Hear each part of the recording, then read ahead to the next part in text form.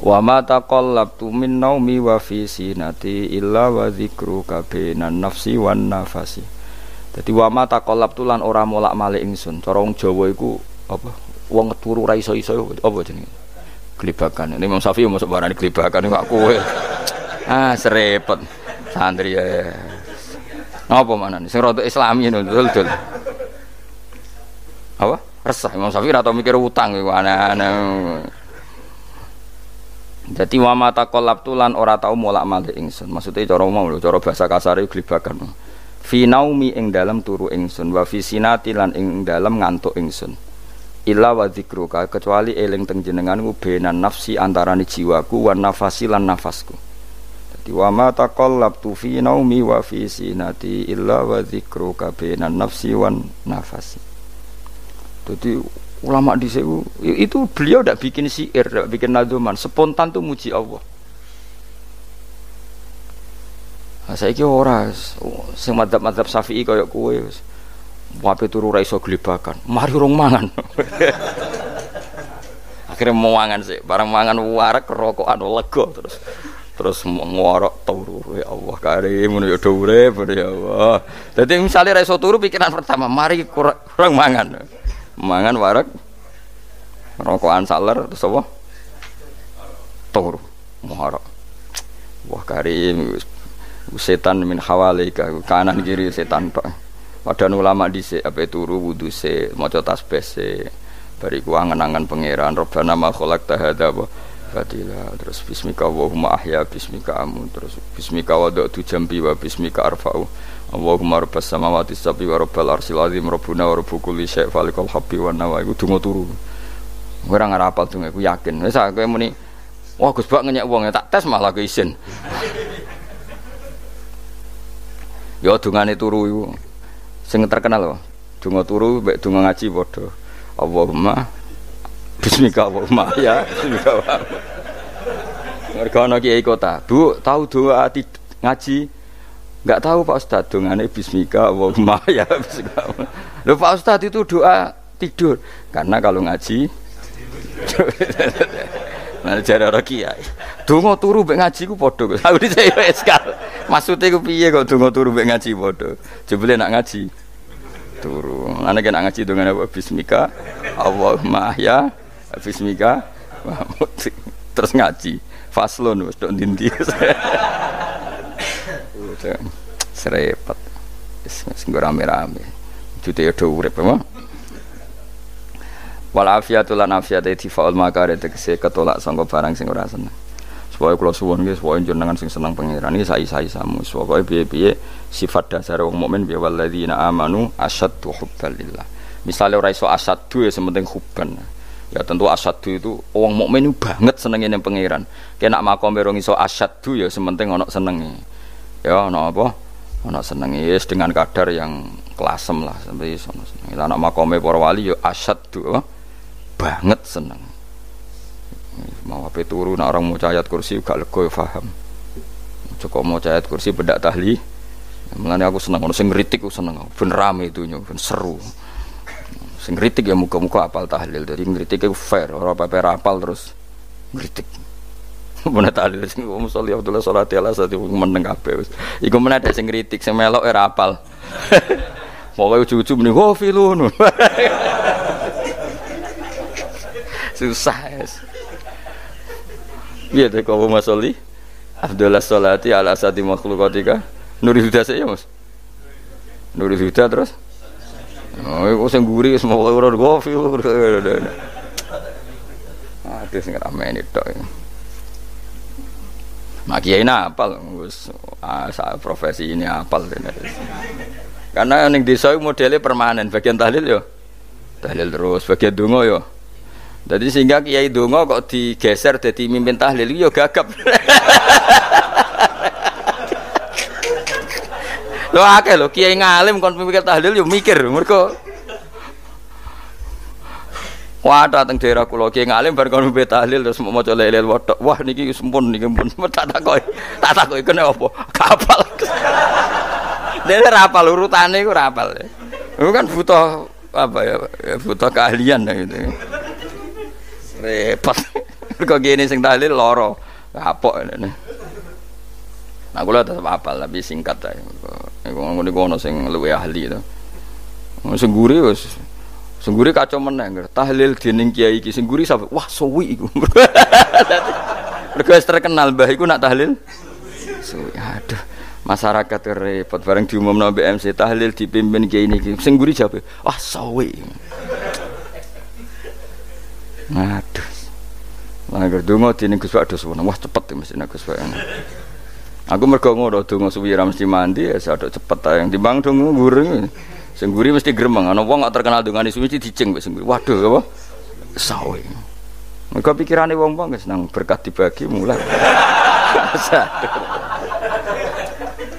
Mulane sing kritik ku keben ben balance. Ben seimbang. Cuma kalau suwon sing kritik ya kudu ngergani lah piye-piye iku umat dilatih kenal pangerane liwat kalimah thayyibah karena itu cara. Coba nek wis kenal ya aja waca bendak tahlil, ape turu ya diwaca ning omah ya diwaca. Tapi aja waca ngarep bojomu kok dikongko jampi-jampi ben ora nyoal blonjo.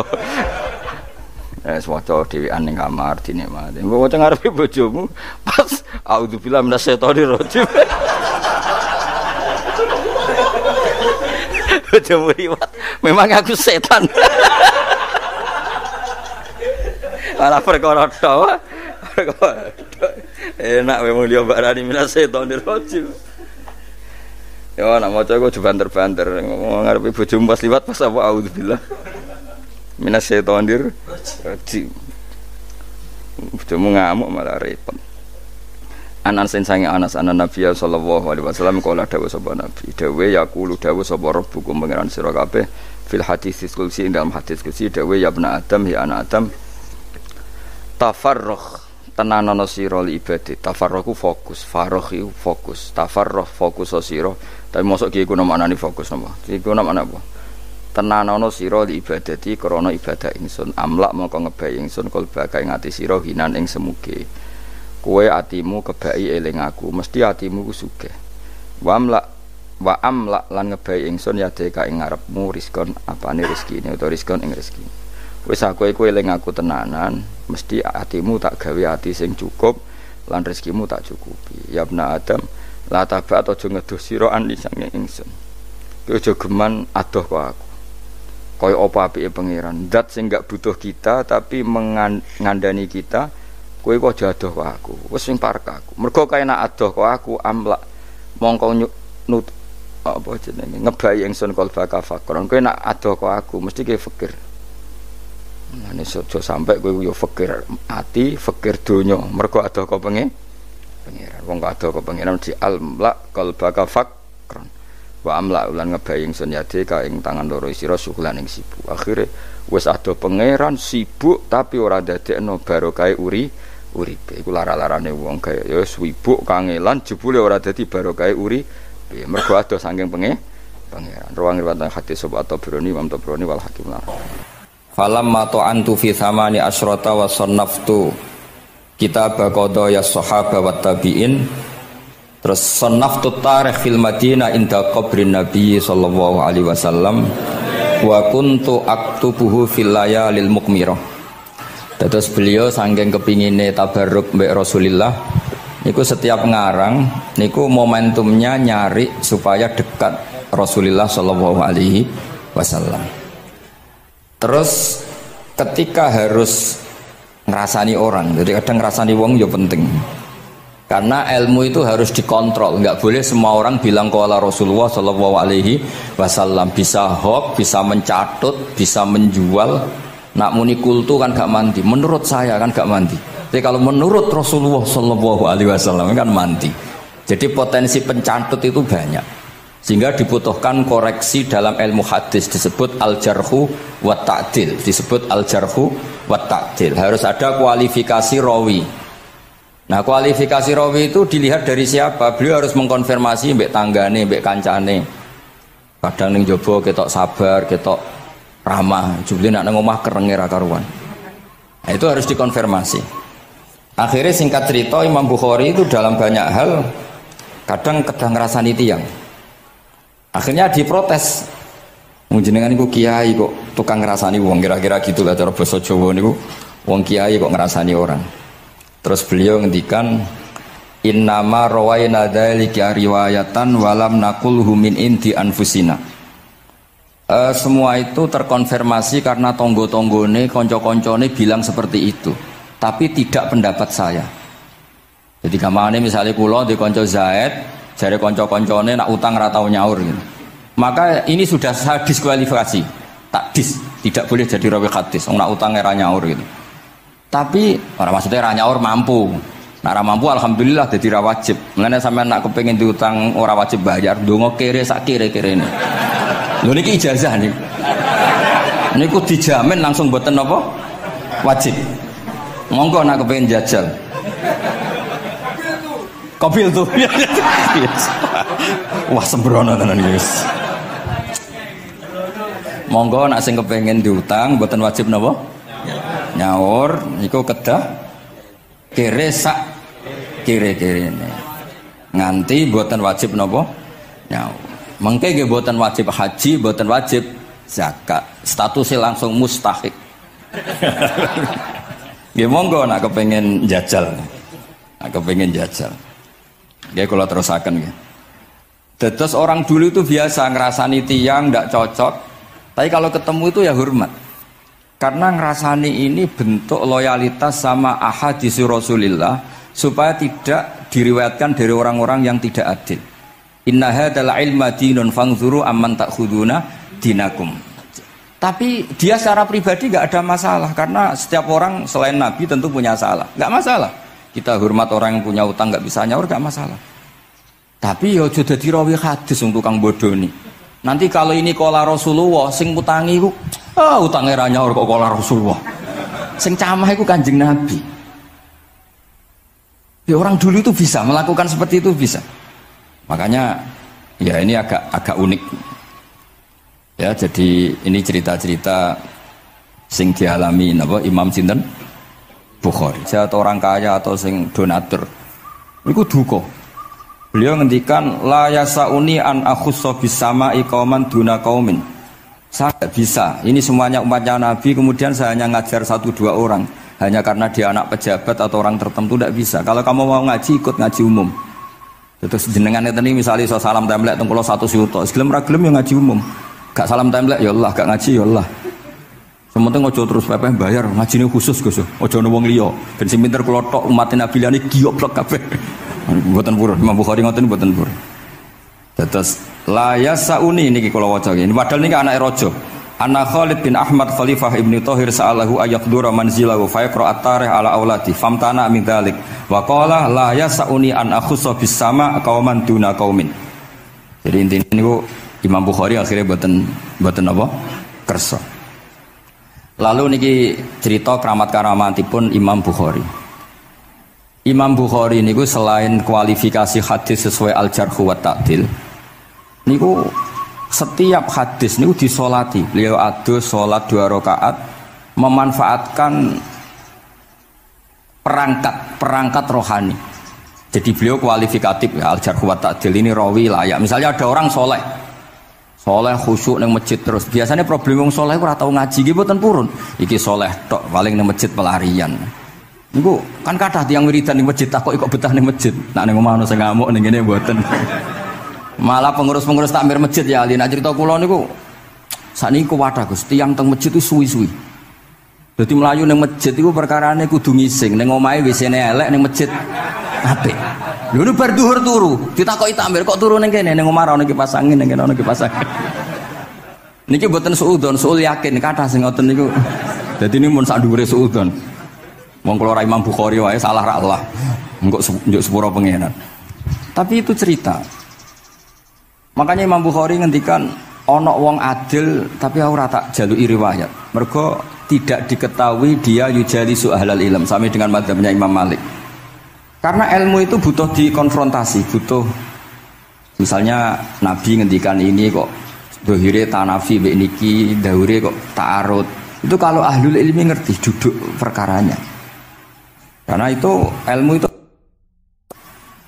begitu juga Imam Malik seperti itu. Nah, Singkat cerita Imam Bukhari itu pede meriwayatkan hadis setelah banyak orang mimpi Rasulullah itu liwat ditututi Imam Bukhari. Iku fawwah ma akhta aqdamahu qadamai Rasulillah sallallahu alaihi wasallam. Terus delamaan yang pernah diinjek Rasulullah niku mautia aqdami Rasulillah sing nate diinjek qadami napa Rasulillah. Itu Imam Bukhari persis di situ. Akhirnya ulama tahu itu maknanya betapa persisnya beliau ketika meriwayatkan hadisnya Rasulullah sallallahu alaihi wasallam. Ada lagi orang mimpi niki teng kitab Fathul Bari.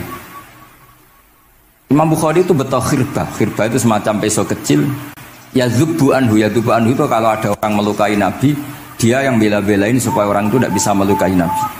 Dan itu ditakwil oleh ulama bahwa beliau yang nanti akan mensortir al-ahadits al-maudu'ah, dibuang semua, enggak boleh dinisbatkan kepada Rasulullah sallallahu alaihi wasallam. Jadi kamane itu jasa-jasanipun Imam Bukhari. Terus ketika beliau mau kapundhut niki ben mboten kesuwen niki Gus Sapang pun badhe nyanyi Gus. Apa nasid? Nasid itu terjemahannya nyanyi ku anak-anak. Nah kanggo jenengan terjemahannya nyanyi, nah ya amang mboten terjemahannya tetap nasid. Sholawatan ya. Nah Gus Sapang nyanyi ben tawadhu sederhana bahasane ora usah sok suci biasa wae. Dadi nak Habib Muhammad bin Yahya ya amang ini qasidah terjemahannya sholawat. Gus Sapang wis nyanyi wis gampang. Ngaji lagu. Insyaallah barokah tawadhu niku apik lah. Terus Imam Bukhari ketika mau kapundhut itu tertib sekali. Saya banyak membuktikan baik secara bacaan maupun nyata. Orang-orang soleh itu kalau mau kapundhut itu tertib.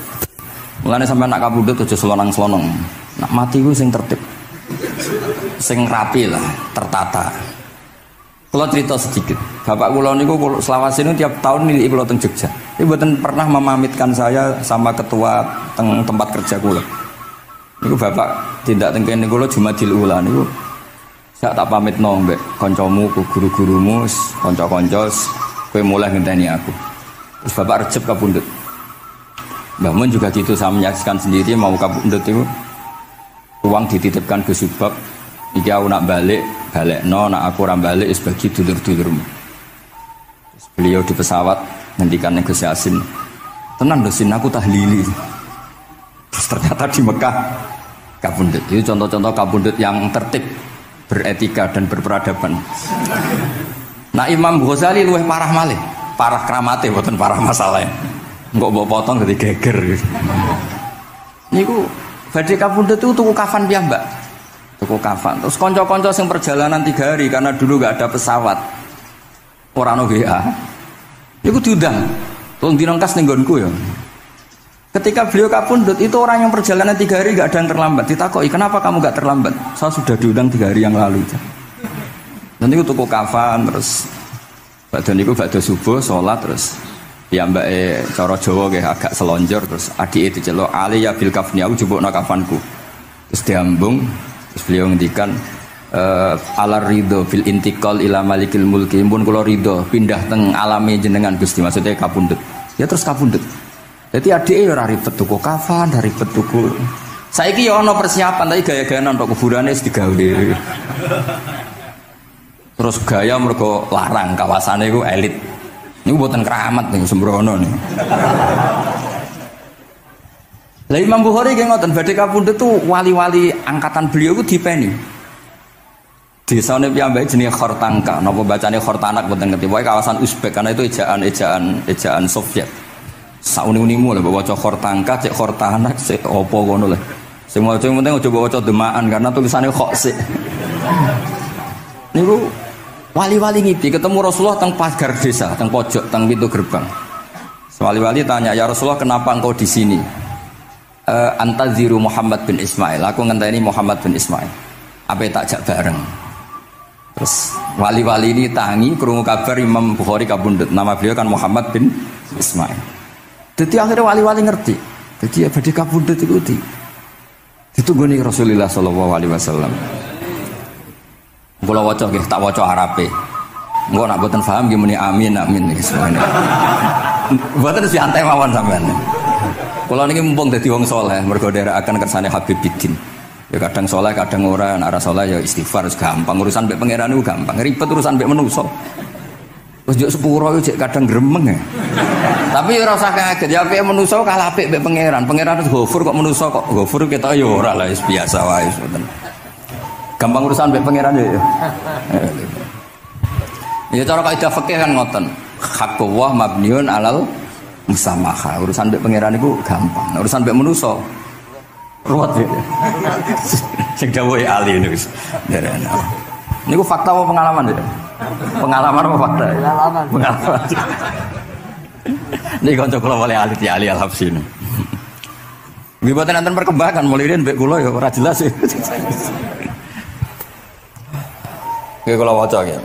Akhbarana Muhammad bin Makki sami'tu Abdul Wahid bin Adam at-Tawasis yaqul ra'aitun nabiyya sallallahu alaihi wasallam fi naumi wa ma'ahu jama'atun min ashabi wa huwa waqifun fi mawdi'in fasallamtu alaihi faradda alayhi salam faqultu ma wuqufuka huna ya Rasulullah qala antadhiru Muhammad bin Ismail falamma kana ba'da ayamin balaghani mautuh fanadhartu fa idzan huwa qad mata fi sa'ah allati ra'aitu fiha an-nabiyya sallallahu alaihi wasallam.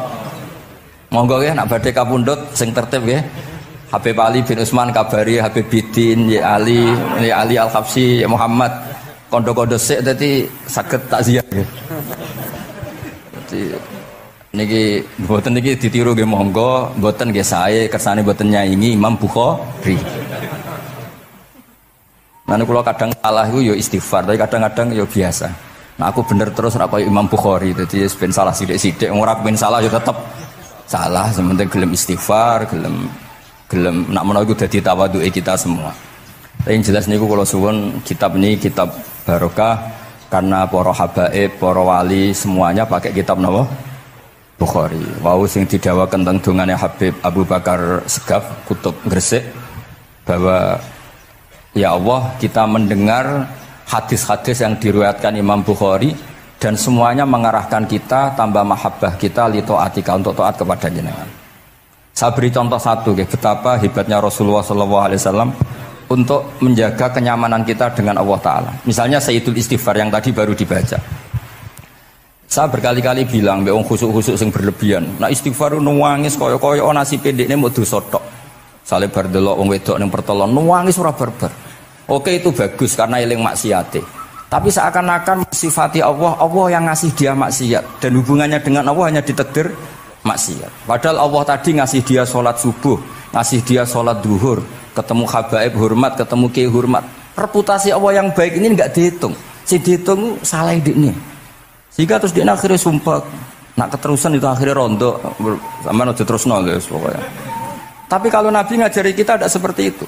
Sayyidul Istighfar di antara kata-katanya tetap Abu ulaka bi ni'matika alayya. Gusti apapun kula niki makili kita loh ya, tidak makili Kanjeng Nabi. Tentu kalimat itu dari Rasulullah. Tapi anggap saja yang baca kita. Ini penting dalam ilmu hadis. Ya Allah apapun salah saya wau kula teng terminal teng napa delok itu oke niku salah Gusti. Tapi kula ditakdir gak nganti zina. Kanggo wong biasa-biasa ngene iki ora nganti zina iku top. Tapi aja terus delok terus iki cerita wae. Dadi delok istighfar tapi ra nganti zina alhamdulillah. Bar delok tok ya istighfar tapi ra takok nomere iku alhamdulillah. Ora moto terus dikeloni ning kamar. Alhamdulillah. Artinya ada sisi nikmat lah. Wong rai pas-pasan wae kok saleh ngono, kan top ya. Ora top delok top ra nganti teruse gitu. Dan Quran membenarkan model ngono iku, maksudnya membenarkan itu dimaklumi. Dimaklumi iku artinya yo kelas-kelas ngono iku ayate intastanibu kaba'ira ma tunhauna anhu nukaffir ankum sayyi'atikum. Yo kelasé lagi ngono. Tapi maksud saya kowe kudu eling sisi abu ulaka bi ni'matika alayya. Ya Allah kula delok kok ora zina ya ora takok nomor. Alhamdulillah Gusti jenengan tesih ngreksa kula. Tapi kok terus wa abu bidzambi tapi lha apa Gusti kula delok bareng nggih sepuro Gusti. Jadi artinya betapa Rasulullah itu ketika mengajari kita istighfar itu juga bersamaan dengan itu ikrar bahwa nikmat Allah aktsar wa aktsar. Bahwa sisi nikmat Allah itu jauh lebih besar. Makanya di Quran itu tidak ada hanya perintah istighfar. Fasabbih bihamdi rabbika wastaghfiru, tetap ada bihamdi rabbi. Apapun kita ini masih masya Allah. Nah, barokahnya hadis-hadis seperti itu belum hadis solusi. Rasulullah mboten nate dosa, tapi selalu ngasih solusi wong dosa. Wa atbi'is sayyi'atal hasanata tampuha. Berarti bar kok wedok wayu sawangane kok dosa, golek rondo sing welek tuwek kei dhuwit. Mbah, wau kula badhe maksiat niki kafaroe. Engko amen didongakno kaya corona. Muga-muga panjang apa? Artinya itu mboten niki mboten, mungkin nak kula salah ben dikoreksi kabeh Pak Ali. Tapi bapak mun terlambat dadi sungkan mesti. Dadi niki cerita, dadi malah nek ikrare Habib Abu Bakar Segaf, dawuh-dawuh Nabi itu menginspirasi kita. Belum masalah adamul kunuti wal yasi. Semua orang Islam seluruh dunia itu enggak ada yang putus asa. Meskipun ahlul ma'asi, ahlul kabair. Barokai hadis riwayat syafaati Rasulullah sallallahu alaihi wasallam. Coba kalau kita tidak dengar hadis syafaat, wong sing tahu dosa langsung fatalistik, sing tahu salah tahu fatalistik, sak donya iku ora ono sing wani iman. Perkarane kabeh gak ada salah. Tapi barokah syafaati Rasulullah sing diriwayatkan Al-Kutubus Sittah, sing diriwayatkan kitab-kitab sing muktabar. Akhirnya wong wani iman. Senajan to salah wis wani iman. Engko arep-arep syafaat Rasulullah sallallahu alaihi wasallam. Terus sing ra maca Bukhari, soal tiap pidato sholawat salam kunjuk kanjeng Nabi Muhammad sallallahu alaihi wasallam. Engkang kita tenggo syafaate teng dina sing diarep-arep hubungane mbek Nabi dhewe jarang maca sholawat, sing penting nenggo syafaat. Wis ngono lah, sing penting ku ndadekno iman biwujudis syafaat. Wah niku terakhirin tentang Isra Mi'raj. Ono kata-kata mungkin Gus Apang nyanyine mari sediluk mungkin. Nah, niki kitab Fathul Bari tentang Mi'raj. Niki kan tesih Isra Mi'raj. Dados nabi ku ya manusa ya kadang-kadang ya rondok cara boleh dibahasakan ya rondok ra ikhlas. Dibahasano hasud kok kasaran ya ora pati ikhlas. Tapi ora ikhlase nabi niku barokah. Riyen kita tahu pertama wajib sholat ku 50. Nabi Ibrahim di langit ke-6, kila 7. Kalau ora roh persise urutane mergo riwayate beda-beda, semene 6 ora semene 7. Mengko ya ora roh dhewe pokoke nek ora 6 ya 7. Coba bantah kula. Akhirnya Nabi Ibrahim jenenge capek. Apa mat diceluk wong pancen bae. Dikan salat 50 rakaat. Mendel Nabi Ibrahim, ora biasa bantah. Bareng tok Nabi Musa bantah. Apa mat 50? Dekne asline bantah iku ora kok perkara piye. Asline gak krana sak kita mboten. Rodok ngeprekno lah cara Jawa. Piye mat 50? Umatku sing gagah-gagah ra kuat temene umatem. Dadi asline iku yo ora sak kita. Mulane kula rapati utang jasa asline di bab ini karena asline iku terusane inna ummataka la tutiku dzalik. Umatmu ora kuat. Wong Bani Israil umatku sing gandeng-gandeng gagah-gagah ra kuat temene umatmu. Padahal kita ya nyatane ra kuat tenan, tapi alhamdulillah. Singkat cerita terus rodok terjadi debat kecil. Kanjeng Nabi karena ahsanan nasi khalqau wa khuluqa. Nurut mawon. Matur yang pangeran Gusti khafif anni. Sampai pangeran disudo 5, berarti itu saya pinten? Matur nang Nabi Musa iki abot papat 5. Jaluk ringanan nah. Sampai akhirnya ping 9. Ping 9 berarti 5 ping 9 kalong pinten? 45. Lah ini sakjane Nabi Musa sae. 5 lah cek njaluk neh keringanan. Waduh anak sido. Niku pun ra sidono wajib salat. Tapi pertanyaane lha apa ada Mi'raj jebule ra apa-apa kan yo. Itu jasanya Nabi Musa. Baru kayak protes niku 50 dadi pinten? Gangsal. Tapi itu sisi Nabi Musa. Tapi kalau niki cerita teng riwayat niki teng Fathul Bari kula waca mawon. Ketika Nabi Musa di langit ketiga atau keempat, ini kan dilangkai kanjeng Nabi. Dilangkai itu nangis. Nangis itu nangis, ya nangis protes. Ditakoki mbek malaikat Jibril, kenapa kok nangis? Grutu itu gak adil iki. Cah wingi kok ngangkai makomku. Grutu. Akhirnya kanjeng Nabi takok, niku sinten? Iku Musa. Nembe nopo? Ya nembe grutu. Sing digrutoni sinten? Pangeran. Lah terus pangeran gak piye-piye, gak wis biasa aja. Mboten niku lho mboten gawe-gawe. Nek ora percaya sampean waca dhewe kitabe. Kok eja sithik-sithik kan. Terus lah kena apa? Ya mergo sampean luwih enom tapi nglangkai makome, rada ra trimo. Marane tabayun kan cara saiki tabayun dikonfirmasi. Kula waca mau narape, mungkin nek sing ra ngandel nggih ben ngandel, nek sing ra ngandel nggih ben ya ben goblok wong tak wacana kok ora ngandel.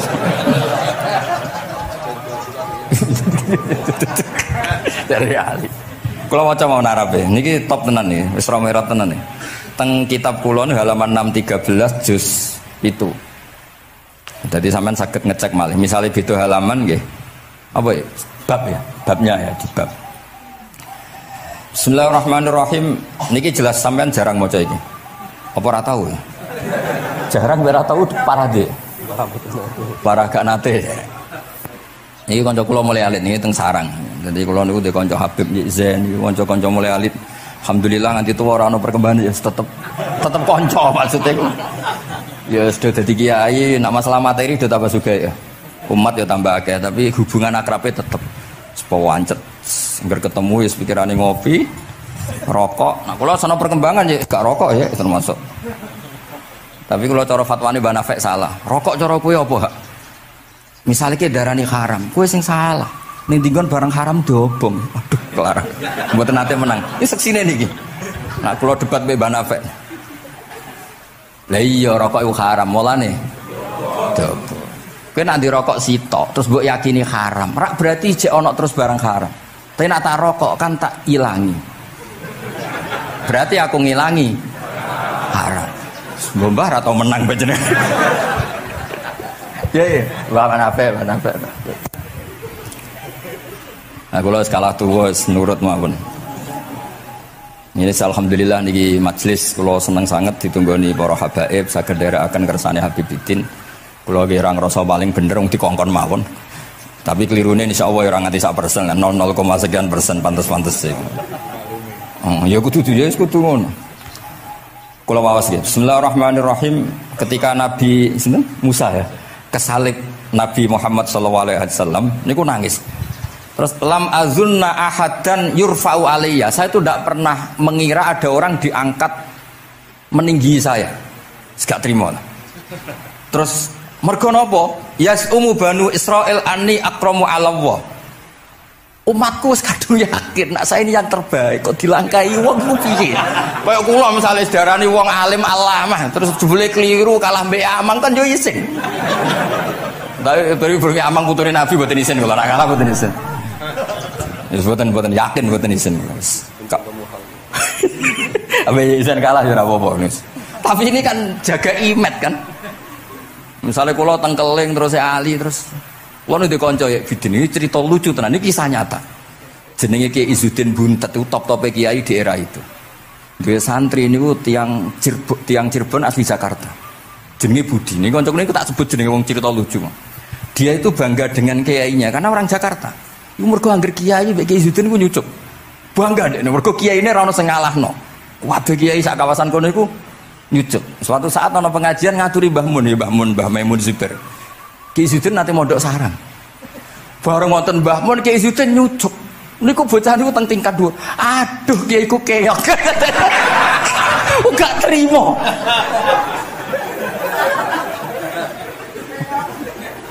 Karena dia ngukur menang kalah ini pakai nyucuk. Mulane kula tak biasakno nak mbek wong sepuh nyucuk, mbek ben tawaduk. Semoga kuwatirku nak ono wis ben santri kula aduh Gus Mbak Ki aku wis akeh kelah, sementing tawaduk. Lho akhirnya cah niki niku badhe niku pamit boyong mondok teng sarang. Karena dia ndak ingin punya kiai yang nyucuk.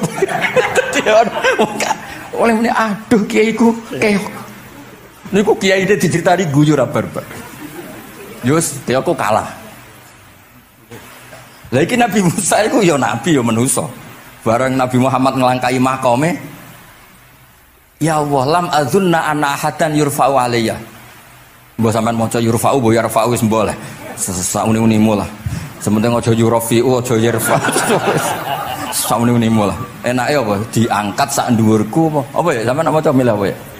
Bebas apa ya nama baca yurfa'u wedi nek mergo ngarepe wong akeh sakake kula maksudnya nak akhirnya terus ditanya sama malaikat Jibril kenapa kira-kira kan wahu yasumu banu Israila anni akramu 'ala Allah wa hadza akramu 'ala Allah minni ini urusan nama umatku wis yakin saya ini nabi terbaik. Masalah kan cara image yo. Kaya wong elek pacaran terus kancane luwih ganteng kan ya mriyang kan. Mulane kabeh iku anggere pacaran mesti ngajak kancane sing luwih elek. Niku nah, pengalaman. Masalah kan. Kaya ustaz, nang kiai apa kiai ning desa-desa moh ngajak kancane sing luwih alim, masalah ya. Golek penderek sing wis ora apa-apa lah kira-kira. Kula termasuk ndek nyali, ngaji ngajak ya amang ngedal ngalim. Kula nu termasuk kiai ndek nyali. Mbon. Walau kana hadza wahda hana aliyya. Maksudnya nak aku kalah mbek Nabi Muhammad wis gak apa-apa lah, secara pribadi aku kalah gak apa-apa. Oke. Pancen iki sing dipilih aku kalah gak apa-apa. Walakin ma'ahu ummatuhu wa hum afdhalul umam indallah. Lho nak antar ketua kalah aku ora masalah, oke lah. Lho tekan sak umatku yo kalah, dadi gak trimo. Dadi wong ra trimo iku yo oleh sithik-sithik tapi Nabi Musa wae ora trimo. Terus walakin ma'ahu ummatuhu wa hum afdhalul umam indallah. Jadi sampean-sampean iki itu orang yang digugat Nabi Musa. Monggo di Fatihai kersane mboten gugat. Jadi nak pas kalah mbek Nabi Muhammad itu pun ikhlas ya, tapi bareng kalah mbek antar umat kalah niku gak trimo. Walakin ma'ahu ummatuh wa hum afdhalul umam indallah. Lah niki sing lucu. Qala Jibril, hadza Musa. Wa may yu'atibu, kanjeng Nabi tanglet. Wa may yu'atibu, terus sing digumami sapa, sing digremi sapa? Qala yu'atibu rabbahu fika. Lho niki kula maca. Kok nak kurang marem tak seksine ya amang takon maca. Yu'atibu rabbahu fika. Qultu wa yarfa'u sautahu ala rabbi. Ning ngarepe pangeran ya wani pahpoh ngono gak mane cara Jawa iku. Qala innallaha qad arafa lahu khiddata. Pangeran biasa, nak ngomong ya rada keras ngene dadi pangeran wis biasa maklumi. Wa fi riwayatin innahu ya'rifu dzalika minhu. Allah kenal banget. Ini jenis wong protes iku wis kenal banget. Terus, nah ini terus mulai analisis ulama. Qala ulama lam yakun buka Musa hasadan ma'adallah fa innal hasad fi dzalikal alam manzu'an ahadil mu'minin fa kaifa biman istafahu wa ta'ala bal kana asafan ala ma fatahu minal ajri alladhi yatarata bil arfud. Ini kan analisis walhasil hakikate Nabi Musa mboten hasud tapi ya serapati siap kalah wae. Dan niku ya normal wae wong manusa. Dan semoga nak sampean ra siap kalah mbek kula nggih saged maos Bukhari, saged maos Fathul Bari. Nah, misalnya kepeksa ya eling salah ya aja eling bener e. Tapi sampean kok nantang Qur'ane nak salah ditulis sito, nak bener ditulis 10. Mulane kalau nak salah ya kira-kira jek duwe 9 lah. Mergi 10 dikurangi pinten? Setunggal. Tapi mboten penting lah. Sing penting niki kula cerita. Kula seneng mboten krana ngrasa paling bener mboten saged nderekaken kersane Habibidin para habaib para kiai. Kula posisi makmur diminta kula suwun niki nambahaken mahabbah kita teng Rasulullah sallallahu alaihi wasallam. Apalagi tadi saya minta ijazah Habibidin karena dapat ijazah dari Habib Salim itu. Salim bin Umar bin Muhammad Asgaf. Ijazah dari Habib Abu Bakar Segaf tentang doa Khatmul Bukhari dan tadi doa yang luar biasa. Jadi saya pastikan bahwa kita seperti ini tuh barokahnya riwayat sahihah. Andaikan kita ngikuti riwayat misalnya murtakibul kabirah itu kafir, orang melakukan dosa itu kafir, kayak apa umat Islam akan habis karena semuanya yang pernah salah akan merasa kafir dan merasa repot.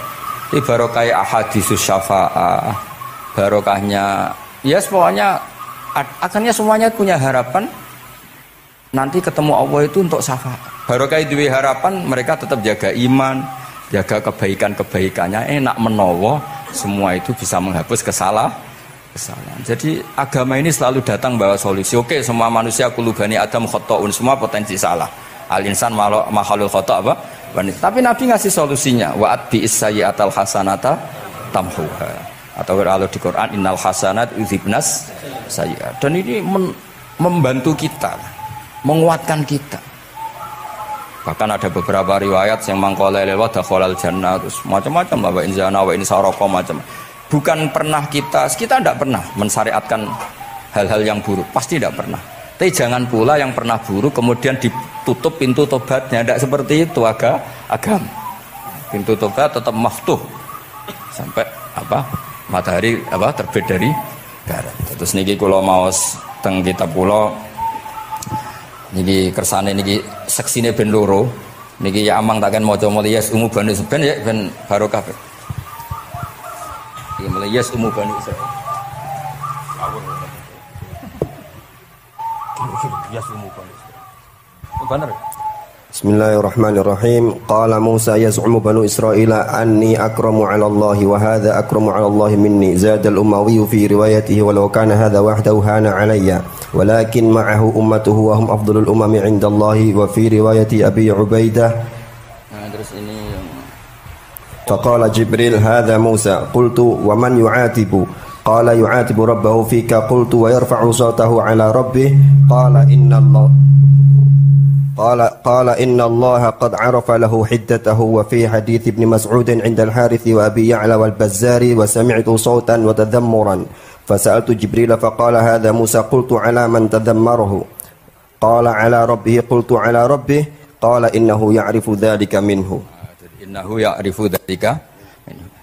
Ini yang terakhir barokahnya kitab Bukhari juga kita maklumi ya, meskipun sifatnya hanya maklumi. Kalau ada orang satpam, macak satpam sholat, petugas SPBU ketika dengan seragam SPBU gini apa? Sholat. Meskipun kita yakin berpakaian ahsanil ahwal, kados jubah, amamah itu sunat. Kita yakin seyakin-yakinnya. Tapi barokahnya Imam Bukhari, kemudian kita tahu bahwa komunitas kita, pantasnya penjaga SPBU macak piye, penjaga napa Indomaret itu macak piye, satpam pancete macak piye. Terus ketika kalau sholat itu piye? Ini saya beri contoh. Bismillahirrahmanirrahim. Ini halaman 75 di bab sholat kitab Bukhari juz 1. Haddatsana Ahmad bin Yunus, haddatsana Asim bin Muhammad, haddatsani Waqid bin Muhammad an Muhammad bin Munkadir qol shalla Jabirun fi izarin qad aqadahu min qibali qafahu wa thiyabuhu mawdu'atun alal misjab. Qala lahu qailun tusalli fi izarin wahid qal innama sana'tu dzalikal yarani ahmaku misluk wa aina ma kana lahu saubani ala ahdi Rasulillah sallallahu alaihi wasallam. Jadi Jabir itu salat sarungan tok, ora klambenan, ora nganggo kethu, ora nganggo popo, kak sarungan tok ditalekno gulune. Lah era tabi'in wis salate wis resmi-resmi. Lho jenengan sahabat kok salat ngoten. Ben wong koyo kowe roh, nak salat ngene iki wis sah. Nah barokahnya itu kita ngerti auratul rajul itu kayak apa? Andai kan tidak ada peristiwa itu, maka pakaian yang dipakai Nabi dan sahabat dikira syarat sahnya sholat, sehingga semuanya harus seragam seperti itu. Tapi barokahnya pernah ada sholat seperti itu, kita tahu mana auratul rajul yang harus ditutup ketika sholat. Itu ya barokahnya riwayatnya Imam Bukhari. Terus beliau meriwayatkan qalat Ummu Hani iltahafan Nabi sallallahu alaihi wasallam bisaubin wa khalafa baina tarafaihi ala atikaihi. Terus ini ada riwayat lagi an Umar bin Abi Salamah annahu an-nabiyya yusalli fi saubin wahid fi baiti Ummi Salamah qad alqa tarafaihi ala atikaihi. Oke, jadi kita sepakat sholat yang baik pakai ahsanis siap, pakai formal, tapi tetap ada standar siapapun boleh sholat dengan pakaian yang asal nutupi aurat. Barokahnya ada riwayat seperti itu. Lagi-lagi riwayat ini berkah sekali. Makanya kalau matur nuwun sangat dan sangat hormat adat-adat para habaib yang selalu khataman Bukhari, adat-adat kita yang selalu baca kitab-kitab madaih, kitab-kitab semuanya kita harus syukur, semuanya itu mengawal mazhab ahli sunnah wal jamaah. Dan saya baca seperti ini, kenapa saya bawa kitabnya, biar yang punya kitab bisa nyari di kitab masing-masing. Semoga hanya beda halaman, bukan saya punya Bukhari sampean punya kitab yang enggak Bukhari. Maksudnya tuh dua ini buku ini ngomah. Jadi jelas ya, terus adnal ahwal, misalnya pakaian minimal seperti itu penting. Supaya akhirnya ada orang satpam sholat pakai pakaian satpam ya tidak janggal, ada yang pegawai SPBU sholat gitu tidak janggal, karena sahabat Jabir ini pernah menunjukkan di depan umum sholat seperti itu supaya menunjukkan kadar aurat mana yang harus Andai kan tidak pernah ada peristiwa Jabir dan Rasulullah selalu sholat ala ahsanil ahwal, sahabat misalnya ala ahsanil ahwal, pasti seperti itu dikira syarat sah, dan itu akhirnya umat mosok pegawai SPBU macak ngono, satpam macak ngono. Barang kiai teko sing kiai sing ndi wong macake padha kan ya ribet. Jadi kabeh iku berdasar napa ilmu. Quran itu turun itu kan mustameknya, pendengarnya itu zaman itu kan orang kafir semua. Tafsir itu syaratnya ada enggak? Ya syaratnya ada, harus paham itu. Lalu syaratnya paham itu apa? Untuk Quran itu syaratnya satu, ya dapat hidayat itu. Karena kalau kita pakai standar apapun itu tidak bisa. Karena banyak orang kafir dulu karena punya pengetahuan yang baik tentang uslubul kalamil Arab, itu Quran turun itu memahami dan faham. Ini termasuk yang diceritakan Shahibus Shahih, yaitu Imam Bukhari. Imam Bukhari itu cerita ada orang namanya Jubair bin Mut'im, itu kafir. Saya ulang lagi ya, Jubair bin Mut'im itu kafir. Dia datang ke Madinah untuk negosiasi Asra Badrin, tawanan perang Badar. Delalah pas itu Rasulullah SAW memimpin sholat maghrib, baca surat Wattur wa kitabim mastur fi raqim mansur. Si Jubair ini mendengarkan terus. Mendengarkan itu kok enak. Nah dia mulai argumentasi kekafirannya terganggu, logika kekafirannya terganggu. Itu ketika Allah mulai mempertanyakan am khuliqu min ghairi syai'in. Kalau kalian merasa Tuhan, mbok kamu itu merasa hidup tanpa pencipta. Ya sudah, kalau kalian merasa Tuhan sebagai subjek, sebagai aktor sejarah, kalian harus khuliqu min ghairi syai'in. Manusia itu diciptakan tanpa pencipta. Atau amhumul khaliqun, atau kalian memang pencipta. Lalu kalau kalian pencipta, pertanyaannya Allah, am khalaqus samawati wal ard, apa kalian semua atau mereka yang kafir itu pencipta langit dan bumi? Terus bala yuqinun, pasti mereka tidak pernah berpikir sebagai pencipta langit dan bumi. Walhasil ketika surat itu selesai dibaca, Jubair bin Mut'im langsung menemui Rasulullah SAW. Terus dia masuk Islam.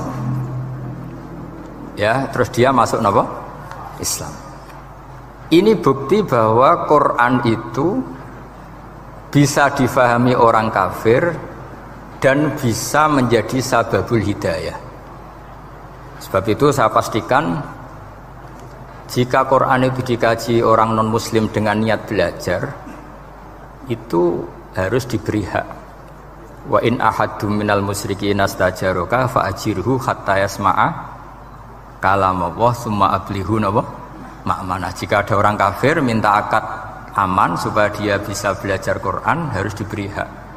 Karena awal-awal Quran itu saking fasohahnya, saking jameknya, saking jelasnya, bahkan aslama Umar mergo bistimaihi atau bisamaihi ayat Al-Quran.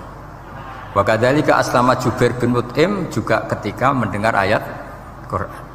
Pertanyaannya kan, dia ketika mendengar itu muslim apa masih kafir?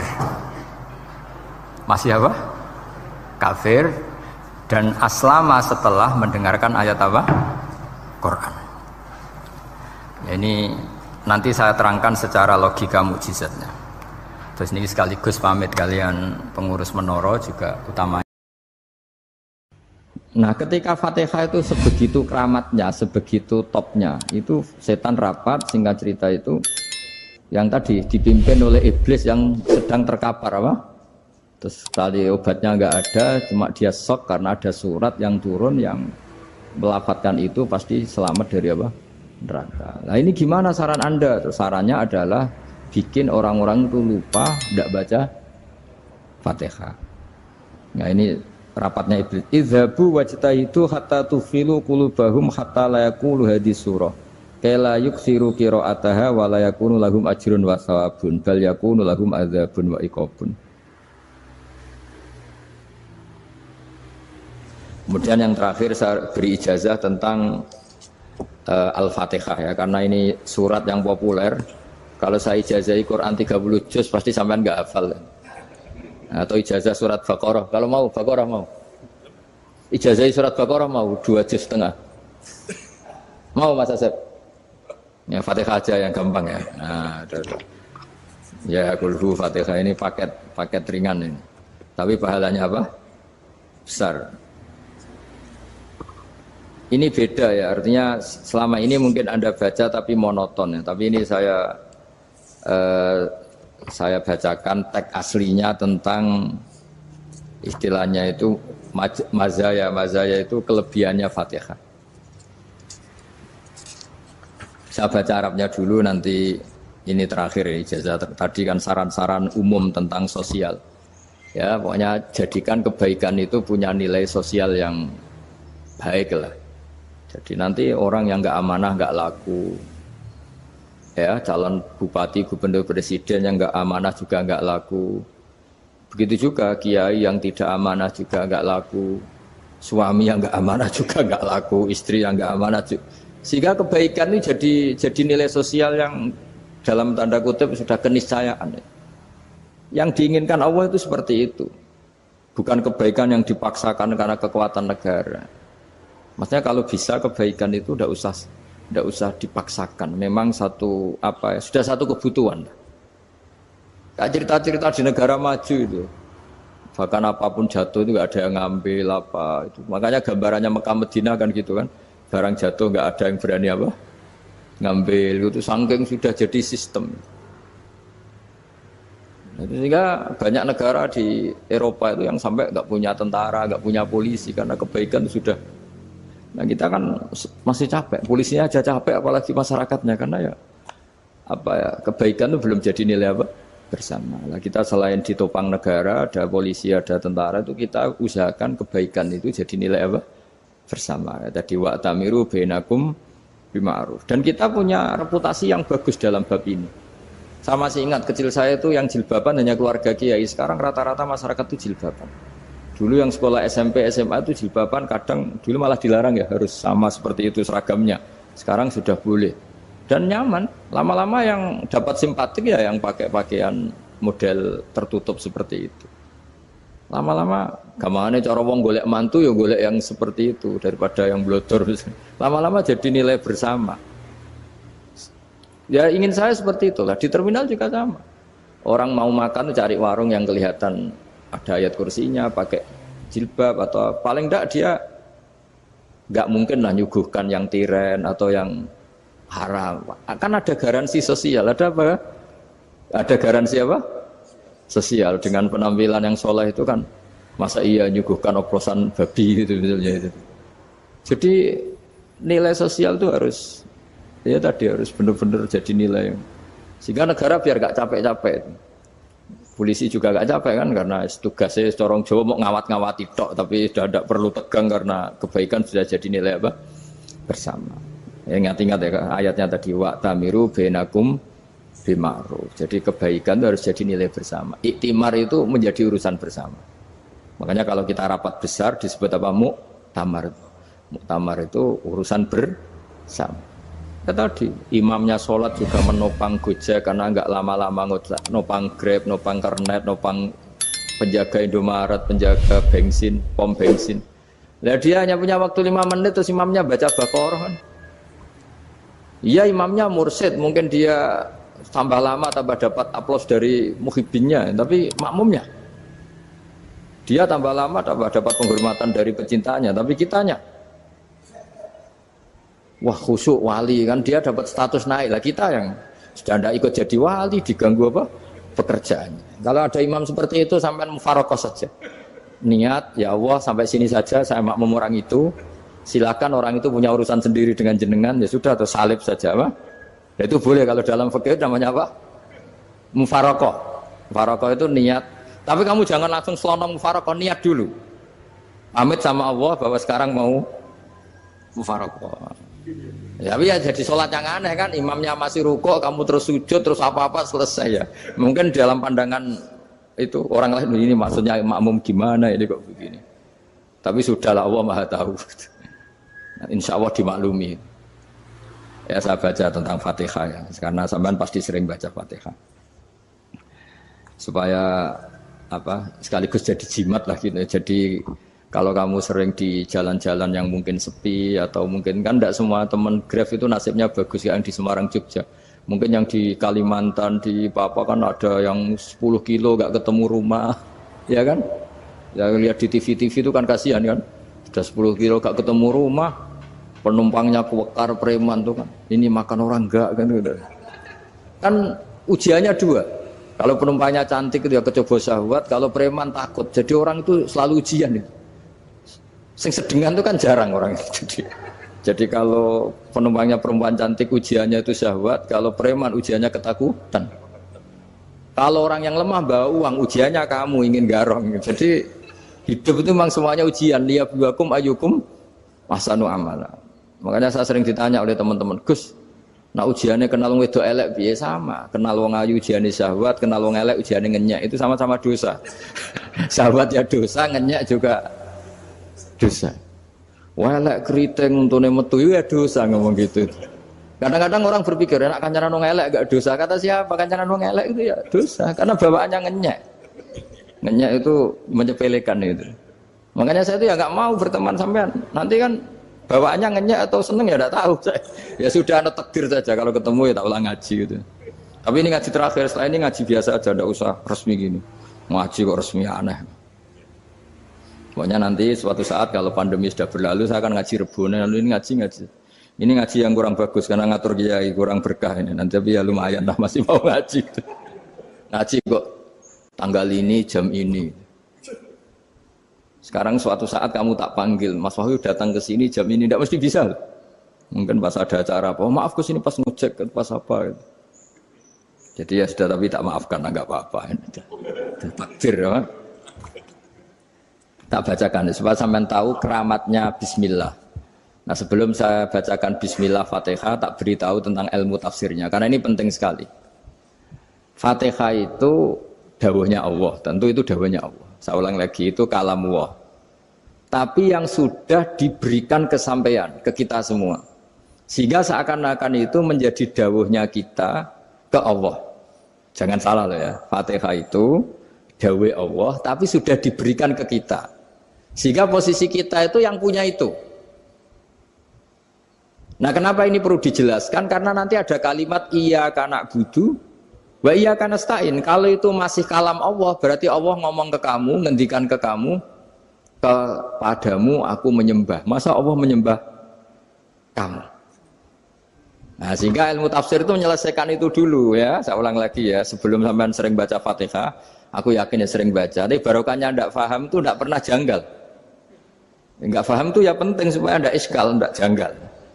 Sebetulnya di kalimat itu ada yang janggal. Kalau Fatihah itu kalimatnya Allah atau kalam Allah, bagaimana dengan kata-kata iyyaka na'budu? Masa Allah ngendikan ke kita, kepadamu kami menyembah. Masa Allah menyembah kita?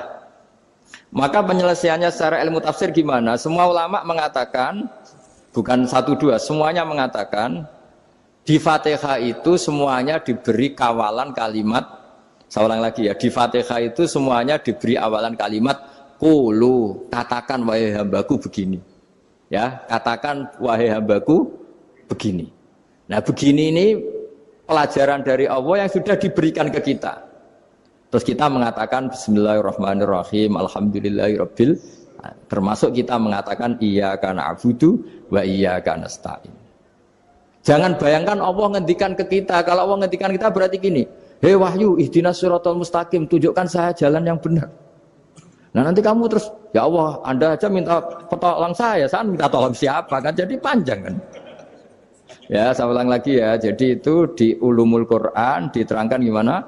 Sebelum baca Fatihah, ya. Fatihah itu kalamullah, ngendikannya Allah, tapi yang sudah diajarkan ke kita dan sudah milik kita, sehingga kalimat itu menjadi milik kita. Tapi ya kalamullah, tetap kalamullah, tapi sudah menjadi milik kita. Sudah paham ya? Ya pinter nah. Ya, karena kalau tanpa penjelasan seperti ini, Anda akan iskal. Bagaimana Allah iskal itu janggal? Bagaimana Allah mengatakan iya anak butuh? Kan jadi aneh ya? Ya, jadi tak jelaskan secara ilmiah ya. Jadi kata ulama-ulama tafsir, ayat-ayat Quran seperti ini sebetulnya dimulai dari kulu apa? Meskipun nggak dilafatkan. Itu kan sama dengan qul huwallahu ahad Muhammad, katakan kalau Tuhan itu satu. Ya namanya Quran itu kan kalam Allah, membina nabinya, membina umatnya. Makanya dikatakan atau enggak, di sini tersembunyi kata qulu, katakan. Ya. Jadi ya ibarat apa itu? Kamu ngajari anak kamu lah. Le, panggil jenengan bapak kulo. Itu maksudnya anak itu, kalimat itu kalimat kamu, tapi kamu ajarkan ke anak kamu. Terus anak kamu bilang, Pak jenengan bapak kulo. Nah, ketika kamu mengatakan jenengan, bukan kamu mengatakan jenengan anakku, berarti anakmu itu bapakmu, kan lucu kan? Anak kamu ajari jenengan bapak kulo. Kamu, engkau, bapak saya. Terus anak kamu mengulang, jenengan atau kamu bapak saya. Berarti itu kalimat yang kamu ajarkan, tapi sekarang sudah milik anak kamu. Kalau itu kalimat kamu kan lucu, masa anak kamu bilang bapak. Nah itu seperti itu. Jadi ulama memberi solusi atau jawaban iyyaka na'budu wa iya, itu sebelumnya ada kata-kata qulu, katakan wahai hambaku, hubungan kamu dengan saya adalah katakan iyyaka na'budu wa iyyaka nasta'in. Terus hubungan kamu dengan saya katakan juga dalam doamu ihdinas siratal mustaqim. Jelas ya, jadi itu kalam Allah yang sudah milik kita karena diajarkan Allah untuk kita. Dong ya? Ya dong, gak jelas gak. Tapi bagus, gak jelas itu bagus. Kalau kamu jelas gak jadi digrab, jadi gubernur. Min azimi fadliha kasratu asma'iha wa fadail ukhra. Ini cerita dramatisnya surat Al-Fatihah. Qala Abu Hurairah radhiyallahu anhu inna iblisa ranna khina unsitat Al-Fatihah. Jadi iblis itu begitu kesakitan. Ini kitab Abwaabul Farad karangannya Sayyid Muhammad Alawi, juga kutipan dari beberapa kitab. Yang jelas beliau sendiri juga ngutip dari beberapa riwayat di beberapa hadis. Halaman 1, 2, 3. Ketika Fatihah turun itu iblis kesakitan. Kayak orang sakit gigi lah, tersiksa sisanya karena turunnya surat apa? Al-Fatihah. Artinya kalau Anda baca Fatihah dijiwai, maka Anda melemahkan setan, melemahkan iblis. Wa qala Mujahid, khina unzilat Fatihatul Kitab ronna fastama indahu asyayatin. Jadi ketika Fatihah itu turun, iblis itu terkapar lah kira-kira. Sampai dijenguk banyak setan. Jadi kemana di ICU lah kira-kira gitu kalau sekarang itu. Entah COVID entah enggak tahu, pokoknya di ICU sampai dijenguk banyak setan. Enggak tahu bawa apa enggak tahu, pokoknya dijenguk banyak setan. Ono yang nyangoni karena ini apa? Ketuanya apa? Pingsan, sakit. Jadi iblis itu sakit sampai dijenguk anak buahnya setan-setan. Ya, semoga kalian semua tidak kenal setan. Kalau kenal berarti teman, apa? Wa qalu misla dzalik. Wa qala lahum laisa mimma taquluna syai'un walakin unzilat suratun laisa ajruqa ilya illa an harramahu alaihi nar jahannam. Saya ini bukan sakit fisik kata iblis. Kamu tidak usah jenguk saya, datangkan dokter terbaik, tidak usah. Saya ini tidak sakit fisik. Saya ini sakit karena ada surat yang diturunkan, yang pahala yang melafatkan surat itu pasti selamat dari neraka. Padahal misi terbesar saya ini supaya manusia masuk neraka. Sekarang punya tamengnya. Wah pusing kan? Ya seperti orang lah, goda sampean ternyata sampean setia, itu kan pusing. Nah ternyata tidak setia, itu yang akhirnya ribet kan itu. Jadi iblis itu cita-cita terbesarnya kan semua orang itu masuk neraka. Nah sekarang turun satu surat yang gara-gara surat itu siapapun yang baca dijamin selamat dari neraka. Jadi walakin unzilat suratun laisa ajru qailiha illa an harramahu alaihi nar jahannam. Karena jadi dia shock lah, kalau orang di Jawa itu bilang shock. Aduh sial nasib saya ini umat nggak bisa saya goda lagi karena punya tamengnya tadi punya. Qad tolakaidukum wa makrukum. Rekayasa kalian sekarang itu tidak ada gunanya semua. Nah, ini alhamdulillah di Indonesia kelihatan kan banyak yang miskin, banyak yang susah. Tapi selagi mereka masih sholat, itu keinginan mencari halal itu masih tinggi. Kayak apa kita di tengah kota, jauh dari anak istri, jauh dari tetangga. Biasanya kalau orang jauh dari anak istri, tetangga kan sakar PDW. Tapi yang soleh masih banyak, sudah jauh dari keluarga tetap lurus. Loh, kalau yang dekat lurus kan wajar, konangan wong akeh kan. Ini sudah jauh masih lurus. Nah ini nggak lepas dari barokahnya surat apa? surat Fatihah tadi. Jadi karena ada surat yang menjamin pelafalnya atau qailiha terbebas dari api neraka. Wa qalat as-sayatinu lahu is ayyusai'in ta'muruna ya maulana. Faqala lahum idhabu wajtahidu hatta tukhfilu qulubahum hatta la yaqulu hadhihi surah. Lalu kita gimana? Jari para setan gitu. Lalu kita gimana? Terus kata iblis, sudah bikin mereka lupa sehingga tidak baca lagi. Selagi masih baca kita pasti keok. Jadi kalau sampean sudah jarang baca Fatihah itu berarti sudah bagian dari kemenangan apa? Iblis. Jadi kalau sampean sudah jarang baca Fatihah itu berarti bagian dari kekalahan Anda, kemenangan Iblis. Masih sering baca? Berapa kali? Terus apa lagi?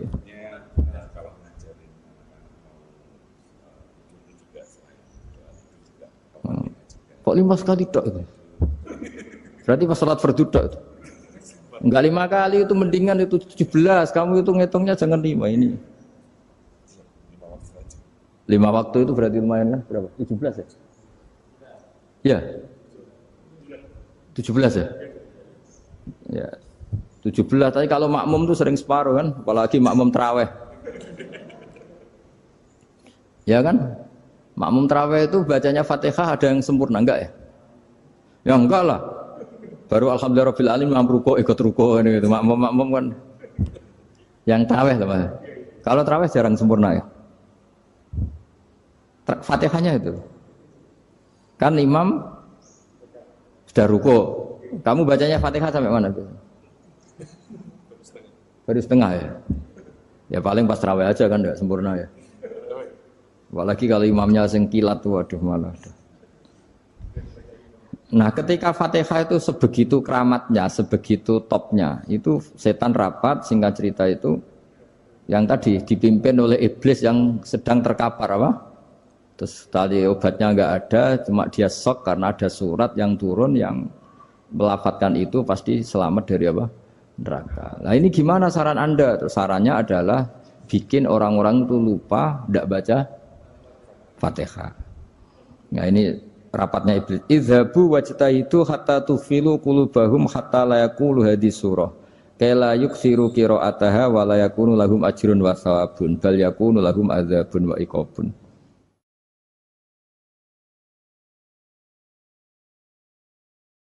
Jadi saya mohon selama ini Anda sudah baca, tapi mungkin hanya rutin saja. Napa rutin saja? Jadi barokahnya ngaji ini kamu punya kekuatan atau punya semangat membaca karena ini surat yang luar biasa. Ibarat gini, kalau sampean tanya, saya juga sering mikir, masa Gus hanya surat kok punya kekuatan seperti itu?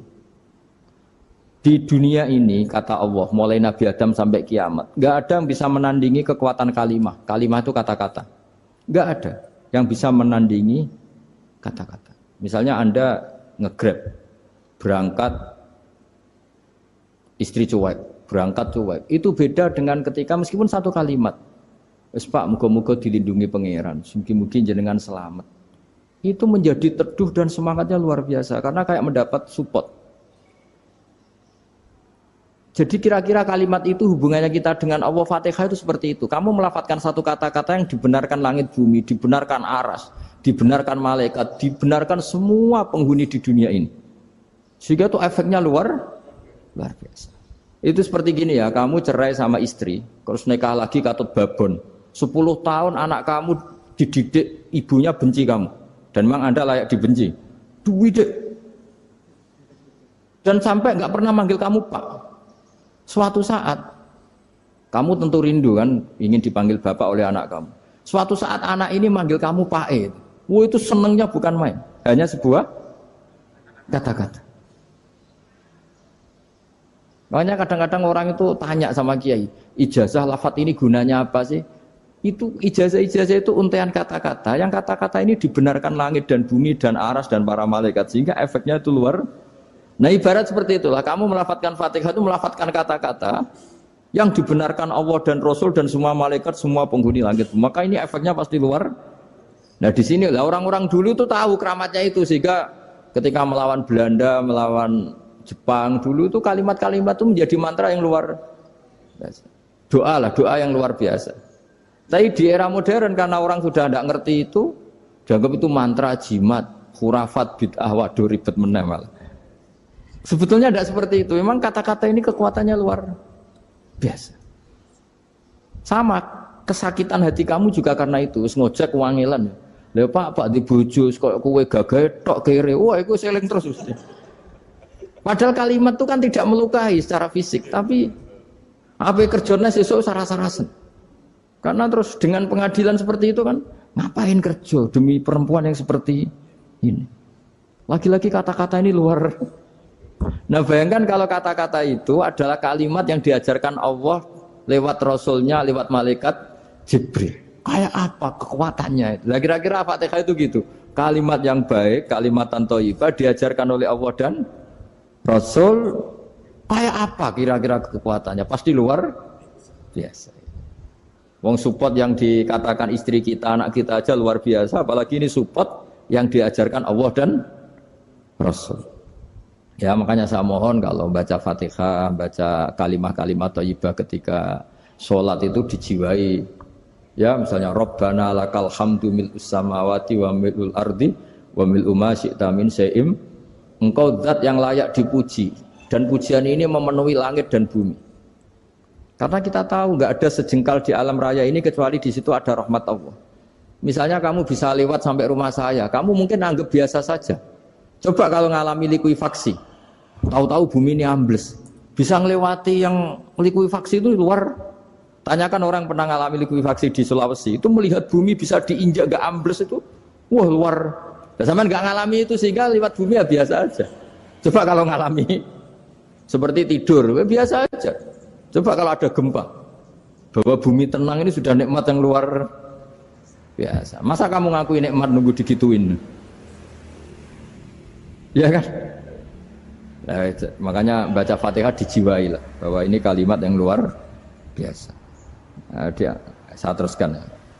Warwa Muslimun fi sahihihi an Ibnu Abbas radhiyallahu anhuma annahu qala bainama Jibril alaihi salam qaidun dan Nabi sami anaqidan min fawqih farafa'a ra'sahu faqala hadza babun minas sama futihal yawma lam yuftah qaddu ilal yaum fanazala minhu malakun faqala hadza malakun nazza ilal ardi walam yanzil qattu illal yauma fasallim waqal absyir binuraini qad uti tahuma lam yu'tahuma nabiyyun qablak Fatihatul kitab wa khawatimus suratil baqarah. Jadi suatu saat Jibril ini jagongan kira-kira gitu sama Rasulullah. Tahu-tahu langit itu gemuruh. Langit gemuruh kata Jibril terus semuanya ngangkat kepala ke langit. Ini pintu langit baru ini dibuka yang sebelumnya tidak pernah dibuka seperti ini. Turunlah malaikat, yang malaikat ini pun malaikat spesial yang nggak malaikat murahan lah kira-kira gitu, yang nggak pernah turun ke bumi kecuali juga saat itu. Dengan penyambutan yang luar biasa, dengan semuanya tidak pernah terjadi. Hanya karena surat Fatihah. Jadi ini surat yang luar biasa, pengawalannya lewat malaikat yang spesial nggak pernah turun di bumi kecuali saat itu. Penyambutannya juga nggak pernah seperti itu, baru seperti itu. Jadi semuanya itu spesial. Nah, kenapa ini spesial? Karena di situ ada isi puja-puji kepada Allah Subhanahu wa ta'ala. Ada ikrar kita, alhamdulillahirabbil alamin, arrahmanir rahim. Ikrar ini penting. Kalau contoh paling gampang gitulah. Kamu punya istri selama ini cerewet terus. Suatu saat ngomong, "Pak, tak angen-angen ra ono wong lanang koyo sampeyan." Wah, itu langsung tidak ada lelaki sebaik engkau. Itu sampean senengnya Masya Allah. Karena ada ikrar dari seorang istri ke kamu. Nah bayangkan kalau ikrar kita sebagai hamba diakui oleh Allah Subhanahu, maka ikrar ini akan dicatat sebagai kebaikan kita yang kita panen nanti di akhirat. Karena ada ikrar. Kita ikrar bahwa alhamdulillahirabbil alamin, kita ikrar ar-rahmanir rahim, kita ikrar maliki yaumiddin, kita ikrar iyyaka na'budu wa iyyaka nasta'in. Sampean misalnya jadi orang Indonesia, ketemu orang Indonesia yang makmur di Jerman, terus lupa Indonesia. Kamu orang Indonesia? Enggak, saya enggak orang Indonesia. Mangkel gak kira-kira? Mangkel. Karena salah ikrar kan gitu. Ya, jadi saya mohon jangan anggap kalimat itu hal yang biasa, tapi luar biasa. Nggih, ngoten mawon. Assalamualaikum warahmatullahi wabarakatuh.